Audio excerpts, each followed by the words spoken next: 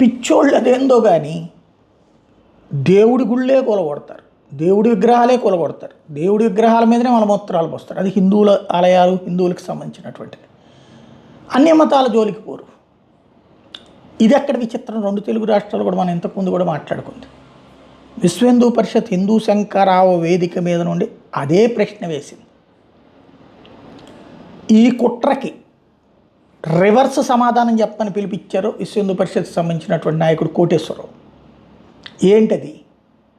వాళ్ళకి పిచ్చోడు అంటే ఇలాంటి హిందూ దేవీ దేవతల్ని దెబ్బతీసేటటువంటి వాడు పిచ్చోడైతే హిందూ సమాజం దేవుడు పూనిందన్నాం, దేవత పూనిందన్నాం.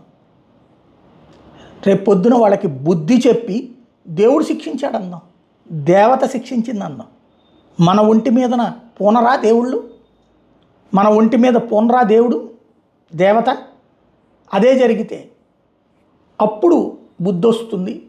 సమాజం చైతన్యవంతమైతేనే హిందూ దేవీ దేవతల మీద దాడులు ఆగుతాయి. ఇది అద్భుతమైనటువంటి పిలుపు.